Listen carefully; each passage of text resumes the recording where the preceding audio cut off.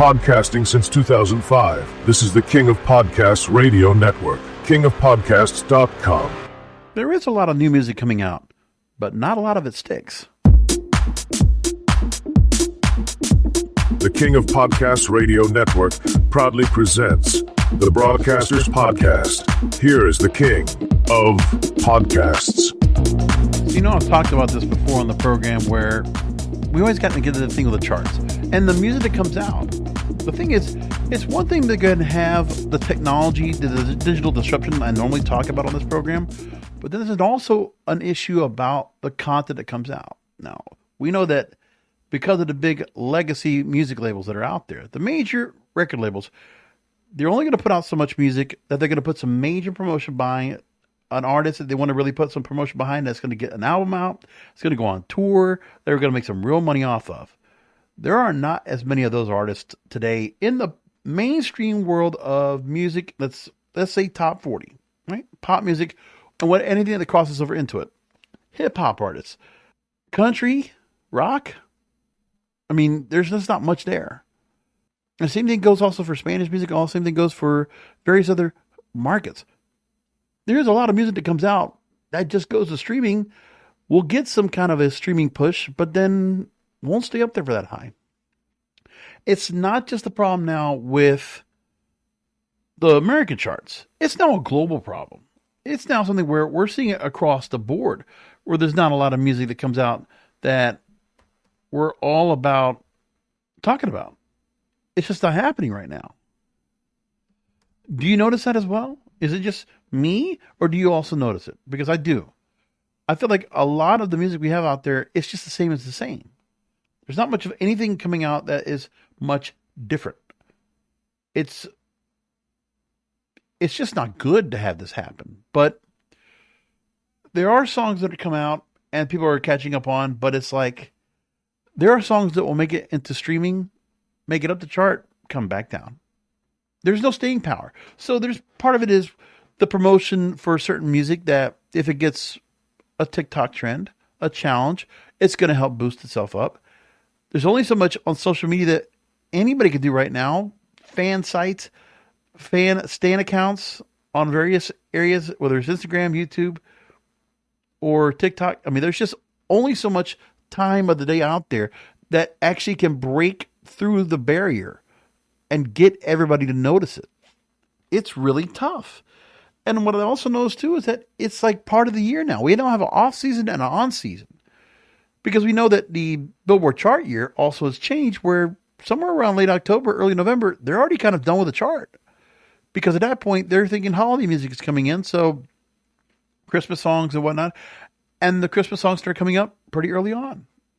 And then after that, you get a while into January of the best of the last year, which is a combined of the previous year, 2 years before, and the last year. Because you really can tell there's a lot of songs that just stay up on the charts that they're backed by somebody. And now that routine of having a song, remember it was in 2019, I had that story that came out where I talked about the length of time that a song would go. It was that Method of Madness where a song from an artist that was very popular, it would get into streaming, and within 8 to 12 weeks after the song's been streaming up at the top of the streaming charts, radio would pick up on it and then carry it on for another 20, 30 weeks. Well, now we're getting to the point where songs are just staying up there for a year effortlessly. And songs that are staying at number one because there's nothing else to put up on the chart. Like the methodology of Billboard could absolutely change this.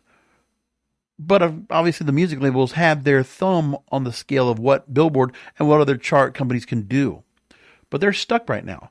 They do not want to go and change the methodology when it comes to radio airplay, to record sales, and to streaming. They don't want to do anything about it. None.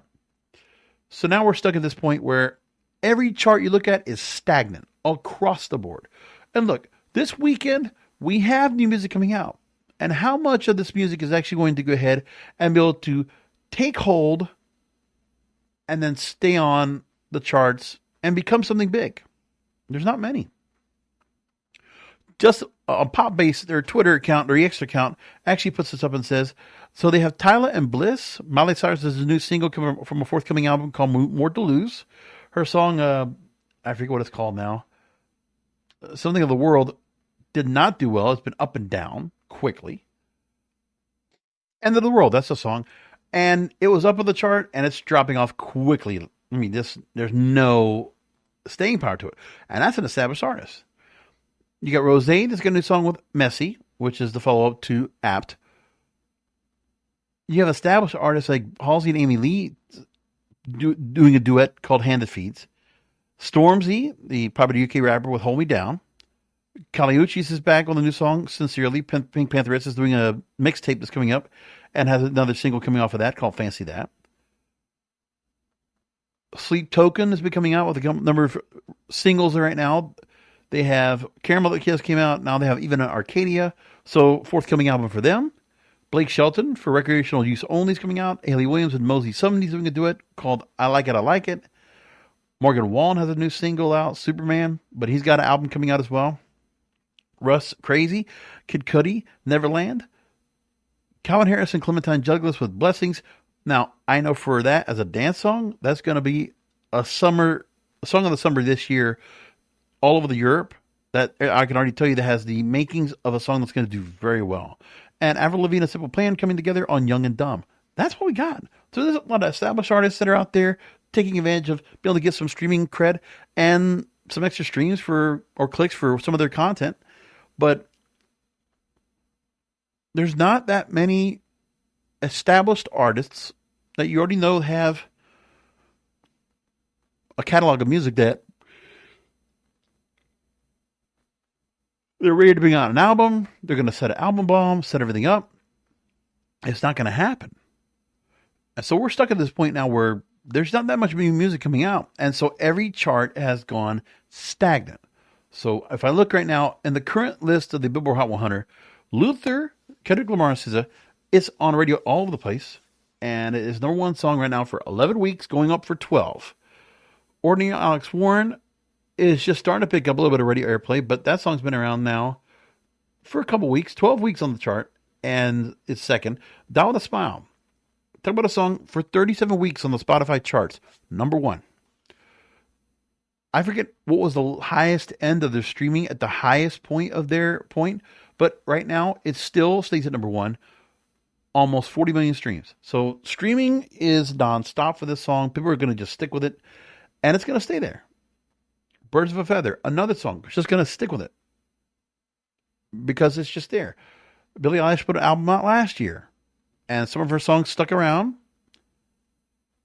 Wildflower, this song, and there are others that have also stuck around as well. But then the back catalog of some of these artists will then go to the forefront and also continue to be played. Another thing that comes up, which is what we have right now with the current trend of people that listen to music. They'll find a song that's somewhat current. They'll go back to the catalog of the artists and hear some of their songs as well. But when you're talking about no traction right now on the chart, even on Spotify, Apt, Rosé and Bruno Mars, it was a 28 weeks. It was 28 weeks on the chart. And keep this in mind. So Rosé and Bruno Mars, that song came out October 24th last year. Birds of a Feather debuted almost a year ago. May 17th, 2024. And Down with a Smile, that came out March 7th August 2024. August 22nd. Look at how far back we're going on all these songs. And there are other songs that continue to be just out there for a while. That's So True, Gracie Abrams. That song has been out now since October last year. 28 weeks on the chart. The Luther song, that's been out now, again, with the album run out. That was November 21st. We're going so far right now with this. Sailor Song, also a song that's been charting and that's been doing very well. And that's been around now since April last year. August last year, excuse me. Then Beautiful Thing, Benson Boone. That song's now over a year on the chart. Release date was April 5th last year. And the song is still up at the very top of the charts all over the place. there's nothing else that will top it off. And Benson Boone has other songs that he's trying to go ahead and get up on the chart. They're charting, but they also go away because it's the one song they have. And if I look at the radio charts right now and what radio's playing, it's all these songs. So radio as Airplay, by the way, let me just tell you this. The American Top 40 chart, right? Great example of how things are done. Really the great example of how far radio is behind when it comes to songs. So some of the songs I mentioned right here. So Die With A Smile came out on their chart, the Ryan Seacrest American Top 40 chart, which is media base, 7 weeks after it started. 7 weeks. Luther Kendrick Lamar, and I said that song came out 23 weeks ago, but yet American Top 40, which is the dipstick, right? It's the barrier of when radio actually starts picking up on music. That song charted 12 weeks ago. So 11 weeks for that song to go ahead and get moving forward. Pink Pony Club is still in this chart for the radio Airplay. And I'm trying to think about how far back that song goes. Because Good Luck Baby's been up there 55 weeks. Pink Pony Club right now, first of all, the release date was September 2023. The entry date into the chart of Spotify was July 4th last year. So it's officially 36 weeks on the Spotify chart. American Top 40 only played it 16 weeks ago. So it took 20 weeks for that song to become a single and push forward. Now we're stretching out the way that the songs are being put up and left on the charts. And how those charts determine how long they're going to stay up on streaming in various charts or various playlists, and how long Radio Airplay is going to continue to play them. They're not dropping these songs off right away anymore. They're stretching them out. This is at the behest of the record labels. The record labels have to do this. There's a reason why we have so many stations that are going gold-based right now on their music and not playing much new music at all, because they don't have any new music to play. So to give an example right now, the current of the stations that are out there, okay? Let's take a Z100 in New York. Right now, their current playlist, Pink Pony Club is the most played song on the station. They're playing it over 100 times a week. Then The Weeknd's Cry For Me, Lady Gaga's Abracadabra, which that only came out, maybe 10 weeks ago, but against Lady Gaga. So it's like Lady Gaga gets the fast track to radio, no matter what. Like it got put on the radio same time. And that's where their album came out as well. Apt is still on the chart now. It's still one of the most played songs right now in New York. Taste, Sabrina Carpenter, which that's another song that's been around for a long time. If I go back and look for the length of time on that song, 36 weeks. August last year was when that song came out. 36 weeks. And this song is still highly played right now in New York City on radio. Then you got Alex Warren and Ordinary, which that's a song that took a while to get up there as well, because it wasn't there right away. But, people are starting to get into it. It's becoming, obviously it's been around for a while, and now it's getting the traction. But it was a new artist, absolutely new. First of all, the song released September last year. And it's been 12 weeks on the chart now, according to this. So it took a while for streaming to go and pick up on this song. 12 weeks in streaming, and now it's being played like crazy on radio, and it's one of the most listened to songs now in New York. If I look for that song now on the American Top 40 chart, I'm looking right now. It debuted last week, 2 weeks ago. It barely a debut song that came out 12 weeks ago on streaming, and now radio's picking up. And when you have a station like Z100 New York, they're going to play songs. If there's something that's going to be hot, they're going to play it. Rest of their top 10 right now. Tate McRae Sports Car, I think that's like 20 weeks right now it's been out. The Weeknd Cry For Me is up on this list. Well, actually, that's the overall media base chart. Let me get back to Z100. Alex Warren Ordinary is at 6. Ariana Grande Twilight Zone is 7. Gracie Abrams That's So True is 8. Doechii Anxiety is 9. that's a bit of Z100 kind of going against the grain with streaming, because streaming kind of brought that song up. Because Anxiety was a song from, 20, I forget how many years ago she put that out. But now it's being brought to the forefront and people are catching up on it. And Please, Please, Please, Sabrina Carpenter is still here in the top 10. That's wild. And that's not even talking about the other songs they have out there that are being played because there's nothing else to play. Nothing else. I mean, all Sabrina Carpenter's music is still up there. Espresso is still streaming very strong. It came out August 23rd. 55 weeks on the chart. Actually, it was probably a little bit more than that. Earlier than that. First Century Day was April the 18th, excuse me. So yeah. So this song's been for a while. Over a year. And it's still heavily played on radio right now. Heavily played on radio right now. I look at Kiss FM, same thing goes. All right.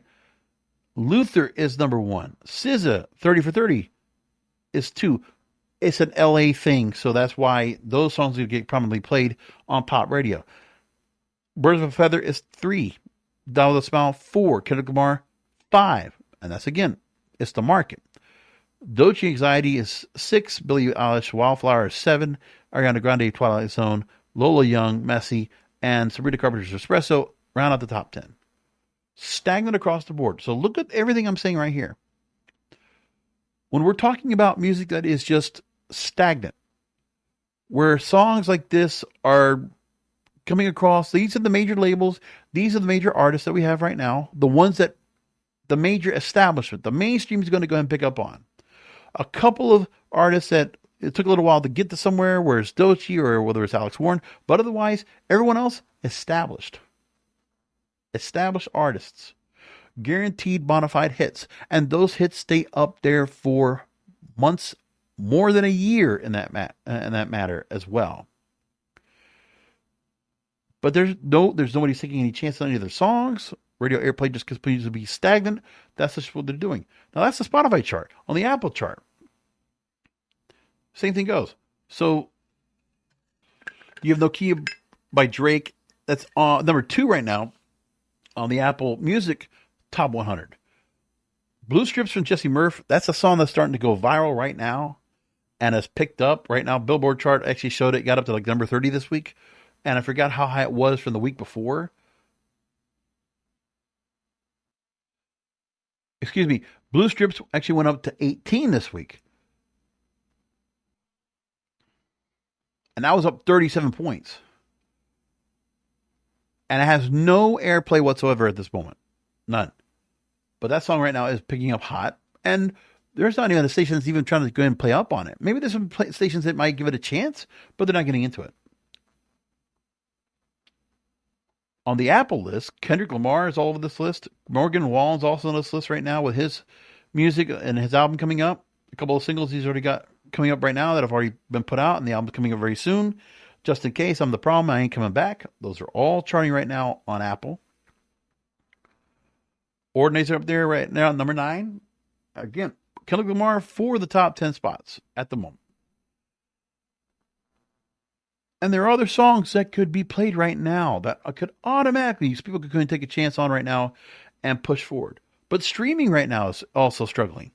So I know for me, when I put a playlist of my own, which you can find all my Spotify playlists over at kingofpodcasts.com, I manage a couple that are more recent music that I put up there. Like I try to find music within the last couple of months.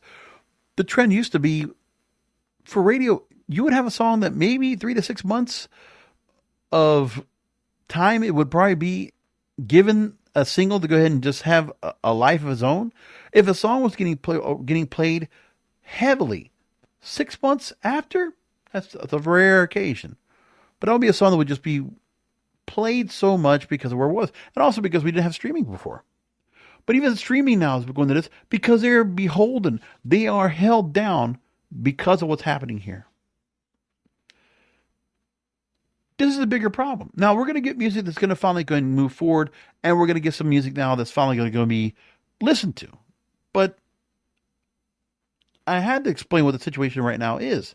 There's not a lot of music coming out, and if it does, It's from a lot of independent artists or smaller artists that might have some recognition that you find and say, okay, I'll listen to them. But some of the artists I already talked about just before. When I said Tyla or, Pink Panther S, there's some names in here that absolutely have, so they are definitely recognized artists in the streaming world. People know who they are, and they've had a number of either albums or they've had a number of singles out there, and they've had somewhat of a career so far. But who's backing them on this? It's all social media because there's nothing else to go with it. And there's a lot of reasons why that's going on. And also streaming being taken advantage of because without not all this new music that's going to move forward, there's an issue with that too. But there's a lot being talked about it. So a couple of stories have talked about this week. I want to go bring this up right now. So first of all is the issue between streaming and radio airplay right now. Just to give you the precursor so that you know. So how we listen to music now has evolved significantly. This is from CEO Weekly.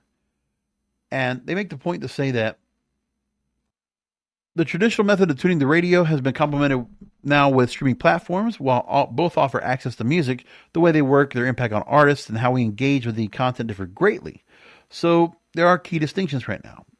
So when it comes to music that you listen to now, when it comes to streaming over traditional radio right now, we know there's control that the listener has.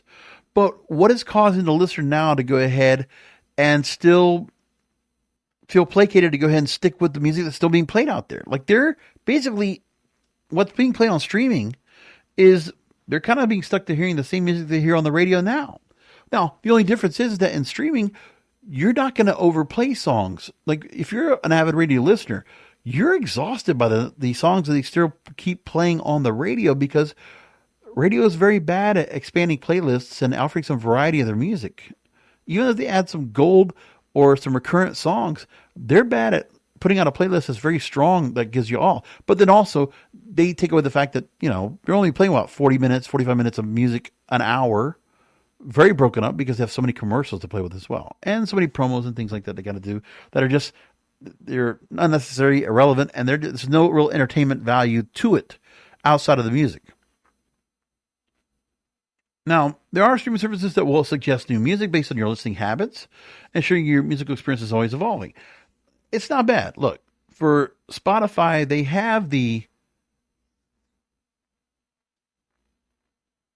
do something good with the release radar, and for the most part, it is pretty accurate at giving me music that I'm going to go ahead and add to my playlists that I'm going to enjoy because it has a pretty good idea of what my tastes in music are on a regular basis. So I do give them credit that they do that pretty regularly. And as I said before, one of the things I really enjoy the most every week is waiting around midnight, Thursday night or early Friday morning and waiting for the change of the playlists. And so in some cases, I might get to an hour and a half to 2 hours worth of new music that I could be listening to on that release radar. But it's all different music, a wide range of music, because it could be something that's nostalgic, some new re-release music, or something else they found that's like some other recording of some artist that's, prominent, some remix that's out there of something that's been around for a long time, things like that. But like for the most part, the release radar that I have right now, and I'm sure the same thing goes for Apple, is that some of the music I hear is usually Spanish. Because for some reason in Dominican Republic, the Dembo artists, they put out new music all the time. I must see or hear at least over a dozen new songs being put out by all these artists because they know they have an assembly line. They just find new records that are kind of disposable, has 3 to 6 months of shelf life, and the DJs will play it. It'll be good in their country, and whatever ancillary outside of the country or people are listening to it, they'll find it. Reggaeton the same way. Not so much, but there is still some of that too. And even the corridos and the Mexican music. Like the Latin market does that. The Afrobeats market does a pretty good job of having the music on a regular basis coming out.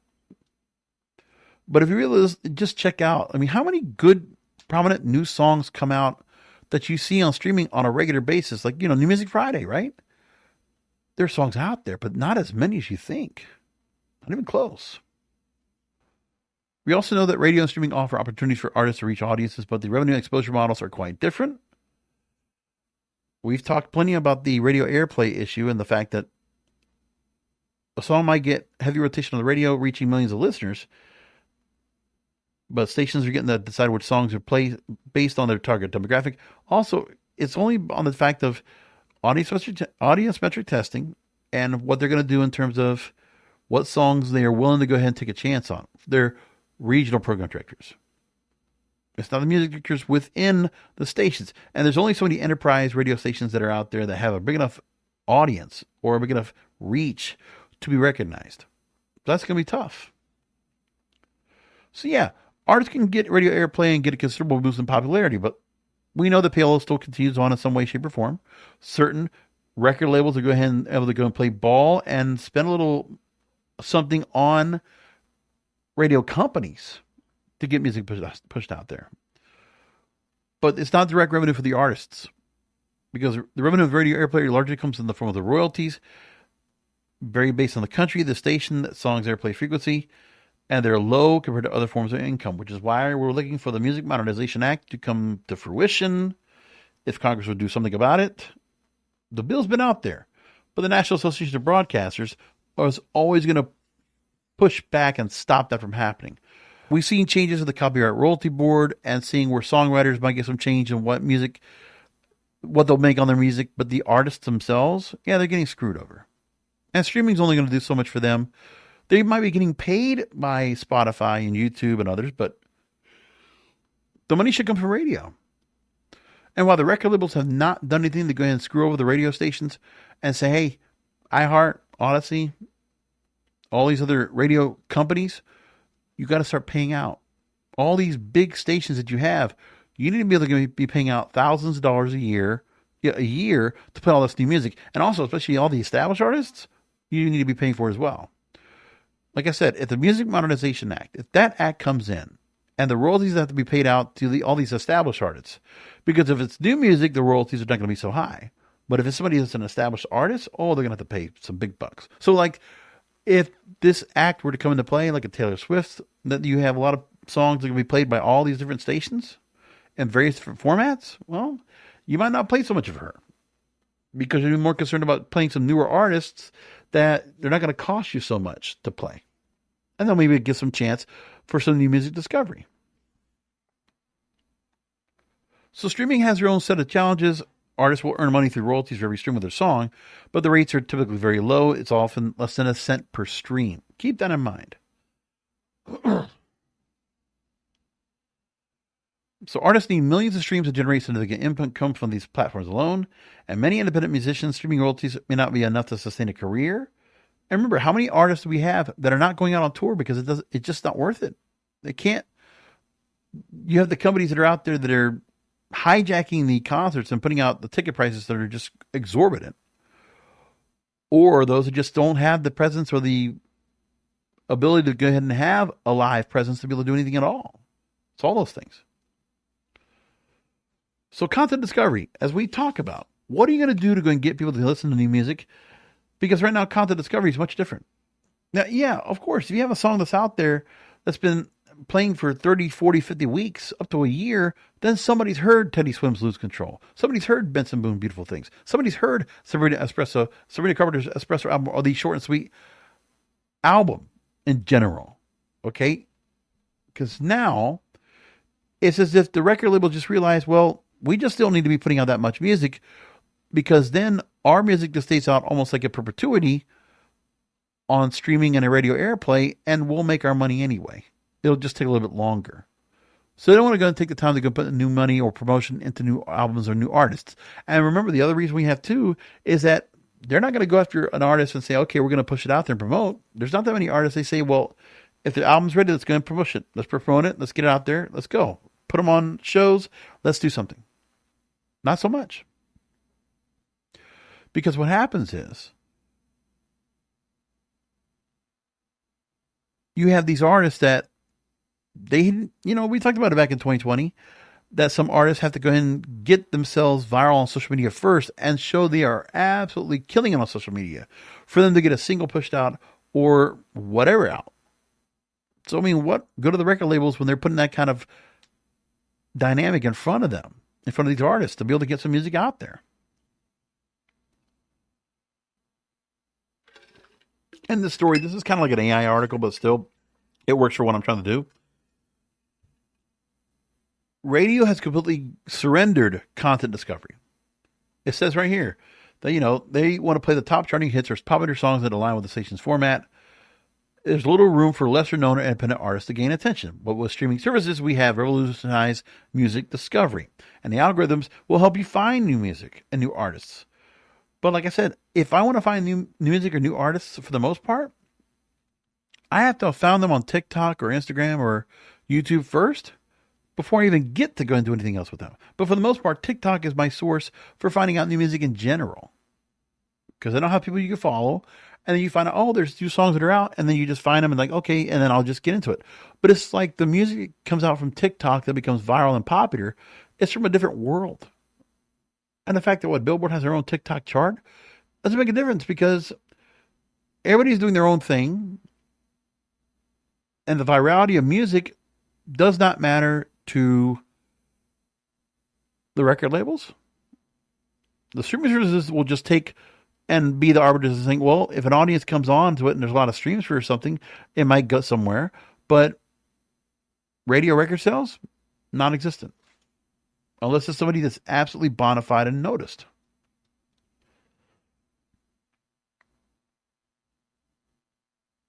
And it's also becoming a global problem. So now you can find new music out there. And that's the other thing I've noticed as well, is that I find myself listening to music from other markets in general, because if I listen to one of my playlists right now, Mega Miami, I have Afrobeats in there. I have K-pop. I have Latin music in there. I have some rock music in there. But there's not much of anything. Like, it's just, I'm exploring music from different markets. So in the late 80s, early 90s, okay, there was a thing where some radio stations, because Top 40 had kind of gone stagnant at that time, and of course that was all sales and airplay that determined what the Billboard charts had. So there were a number of artists that were not out there that were putting out music that was, so prominent. There was only so many new artists that came out because we had that glutton of all these 80s artists that had come out. Whitney Houston, Madonna, Janet Jackson, Michael Jackson.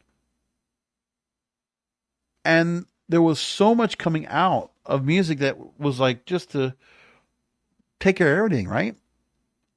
But then artists just got a little bit older by the wayside and were not as popular or as important as once before.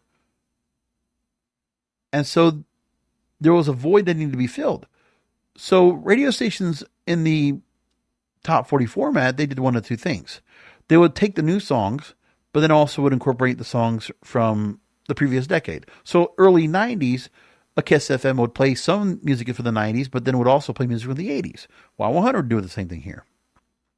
Because there wasn't enough new music that was really popular and bona fide for these stations to go and play that.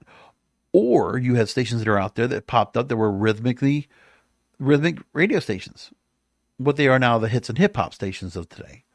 But what they did before was, if you had new music that was coming out of a different genre that was very popular and worked and could be pop friendly, you played them. So freestyle music, we had a little bit of hip hop that would come out that would be a bit pop friendly. And those songs would be played on these stations to fill the void. But nobody wants to do that right now. That was actually the music discovery of the time, because then you would have like music that was like New Jack Swing, any R&B, hip hop, Latin, like freestyle kind of stuff. That would be a different thing that we had. Reggae music would come into play. A lot of things would come into play. And also dance music in the early to mid 90s. I know the stations down here where I was at, and like say Chicago or San Francisco, we started getting ourselves into import music. A lot of dance music came in and became very prominent here. And then some of that would actually resonate onto mainstream stations. But dance music has never been something that the radio stations here in America will really resonate to. Any pop stations, any top 40 stations, they don't do that. They don't get into that at all. It's not their thing. Okay. So they decide not to go and go that route.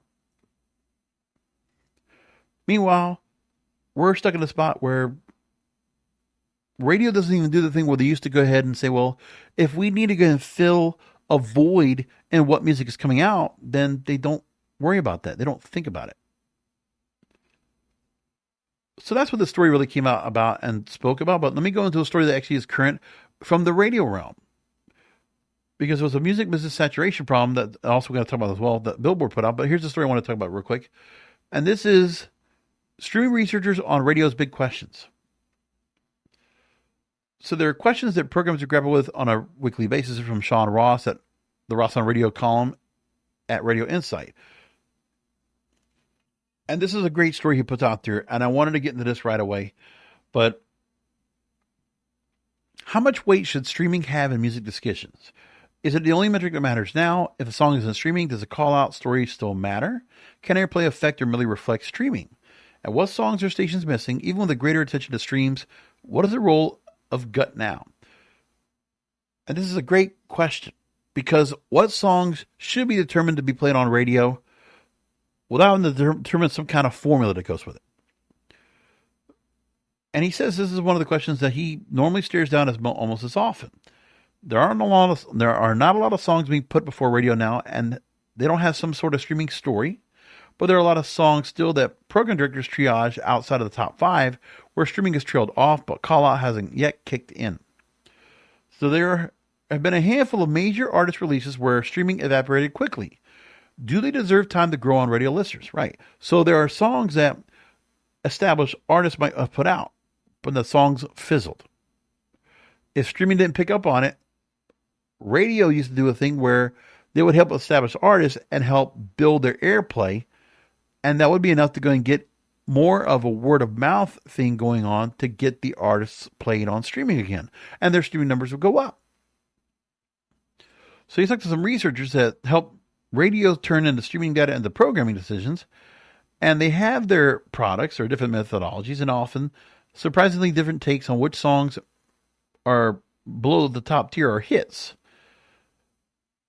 So he talks to Bridge Ratings veteran programmer GM Dave Van Dyke, who's been measuring digital downloads since 2007, streaming since 2014, and he has a product called StreamStats, giving clients a weekly streaming chart that gathers local market DSP consumption data, aligns it with the station's P1 audience through on-air playlists. And there's other names he has in here, Mike Castellucci, who has a power indicator score, same kind of idea. Sam Znibber, who has a music DADAC platform, or also a service called Data Callout, evaluating 50 songs each week, offering real-time insights by blending social signals, streaming trends, airplay, and local appeal.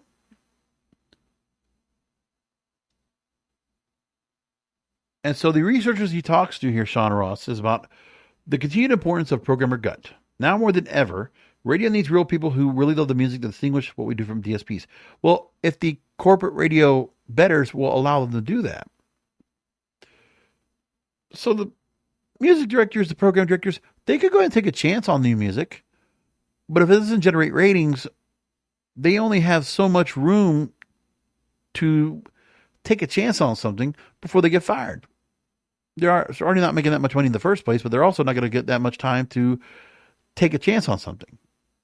If they want to do a little tweaking of the format, they could try to do that, but they're probably not going to get much time to do it, and they're probably not going to have much time to go and stay around to do that.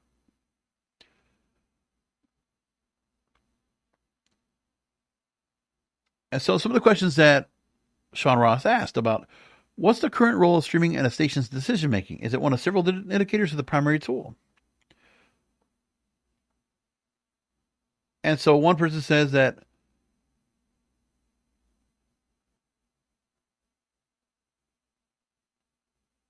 traditional call-out is still the determinant for sending a song to power versus secondary.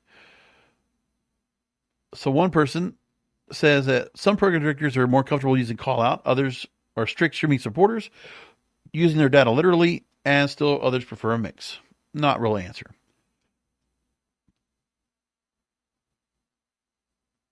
Another person says streaming is a valuable tool, but it is one of several that should inform programming, integrating social media signals from platforms like TikTok, YouTube, and Instagram, as well as local radio airplay data.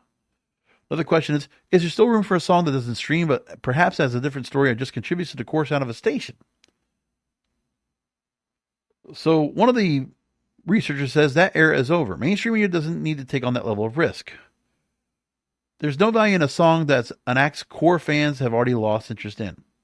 Another person says, if you're on a contemporary hit radio station, playing a song people don't play for themselves misses the hit in contemporary hit radio. For stations that still do their traditional call out, they want to know what a specific something your audience knows, loves, and hates. Call out is still the only tool that gives you the data directly. So they're trying to find out through their own research if the songs resonate well with the local station and the local audience. So there are a couple of songs that are being brought in here about certain songs being below the top tier of hits. So one song that's on a number of charts, I mentioned on Z100 and another, and I think it was on Kiss FM in Los Angeles, The Weeknd's Cry for Me. We know the song, the movie Hurry Up Tomorrow's coming up, the forthcoming albums for that, and that's where the song comes from. So it's a song that no one's playing on Spotify, is top 10 at radio airplay. But The Weeknd's a solid performer. So that's why he's going to get the chance to be put up here. But again, streaming's not there for it, that song. But radio airplay is. Ariana Grande's Twilight Zone, Ed Sheeran's Azizam are also a couple other examples of the same thing. So there are a case for Teddy Swims and Bad Dreams, a song that's currently the single is being pushed out there on streaming and on radio airplay. So it had to be driven more by call out than streaming. Bad Dreams doesn't have a lot of streams, but the fans, because there was a song they had, The Door, that came out before that, but it was more driven by call out than streaming. And Bad Dreams didn't have a lot of streams, but the fans who do stream it keep playing it. And then they talk about these songs that top 40 radio is missing. So some of the songs we're talking about right now that are being strongly played right now on streaming is Leon Thomas's Mutt, which also has a remix that also came out now. It's outperforming 80% of the top 50 right now. It's been out for several weeks. You have Like Him by Tyler, the Creator, and Lil Young is building a significant following even among radio listeners, but among music listeners of pop music, but radio doesn't seem comfortable with it. Then you have Somber, who has, a couple of songs out there. Back to Friends is one of them. And Undressed. And Z100's in New York became one of the first stations to go ahead and put that artist out there and try to get some music, some play for it. They also say that some of the titles that researchers are already on their way at radio, if not spinning proportionate to streaming. Drake's Nokia, Alex Warren's Ordinary, Big X the Plugs All the Way. But there's some other suggestions they say are Jesse Murphy and Blue Strip, The Marias and Heavy, Tate McRae's Revolving Door, Show Me Love by Wisdom MC, Oh Tree Stays with Selena Gomez and the Marias, and Bleed with Malcolm Todd featuring Omar Apollo, among the songs that radio should be playing, but they're not yet, even though they're predominantly doing really well on streaming. That's the whole idea.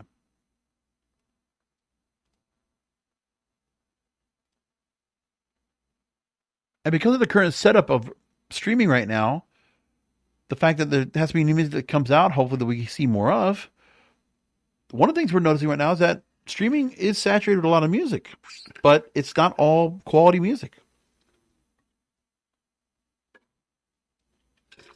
And I'm not talking about the independent artists out there.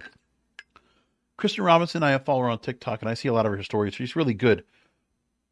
She has a story about that there are songs of AI-generated material, and that's clogging up the charts. So they're talking about the fact that for the last few years, music marketers have complained that social media is oversaturated with content of music, and that breaking through the noise is becoming harder. So marketers are now promoting artists by circulating thousands of repurposed interview and live streams, user-generated content remixes, memes, live videos, and increasingly AI-generated videos on fan pages run or paid for by the artist team. And this is all coupled with the classic influencer campaigns where various content creators are paid to make videos to a song, often without disclosing that these are paid advertisements. Those are some of the things we're getting right now more than anything. That's another issue we're getting through on a regular basis.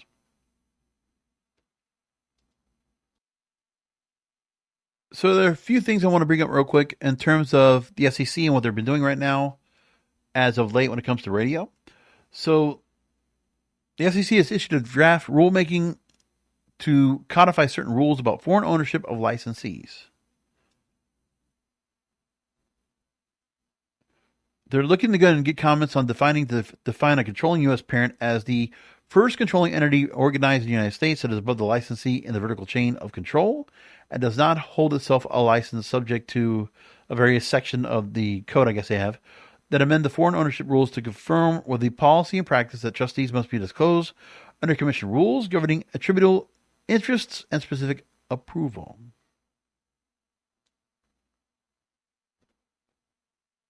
So they want to also find out, should the commission grant the licensee new authorizations or allow a licensee to dispose of certain authorizations while the petition for declaratory ruling is pending, and comment how to incorporate foreign ownership rules into ownership structures of LPFM and non-commercial stations.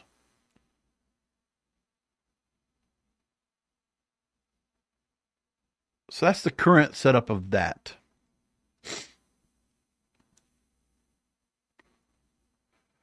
And also already has to worry about the misperceptions of brands when it comes to radio.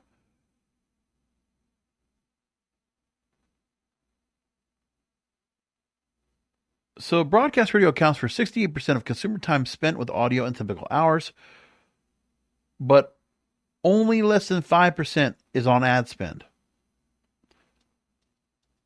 So AM/FM radio is supposedly still reaching about 80% of Americans in a typical week. Media agencies and advertisers surveyed by Advertiser Perceptions thought that the number was only 46%. So the advertisers think nobody's listening to radio, so that's why they're not spending on radio. But meanwhile, we still had this inflated number that people are listening to radio all the time. So the Radio Advertising Bureau, in conjunction with the Association of National Advertisers, wanted to create a blog called Matter of Fact to try to go ahead and change the perception of what's going on right now in terms of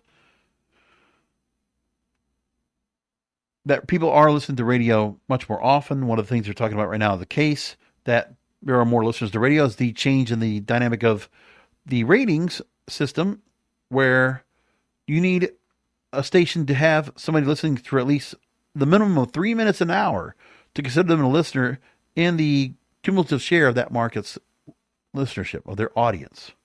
Instead of 5 minutes, it's now 3 minutes. They think it's going to make much of a difference.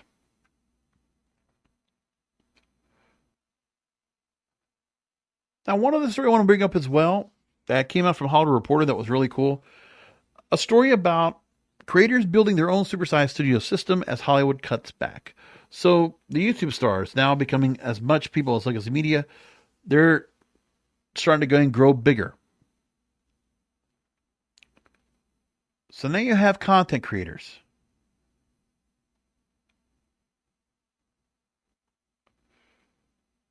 Where you're seeing these folks working with somebody on a more upgraded production. So one person to talk about here is that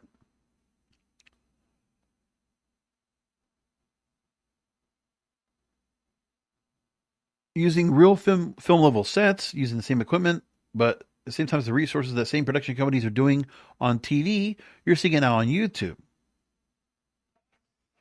And that some of these production companies are producing content at what he estimates to be 1 to 100th, 1/100th of the cost of traditional production.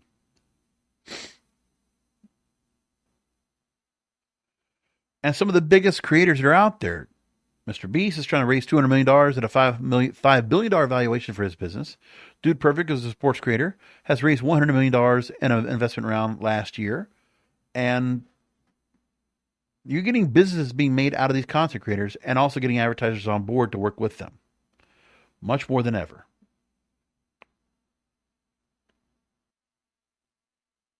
And some of the crew members that some of these content creators work with right now are from Hollywood. They're people that worked at Disney or Lionsgate.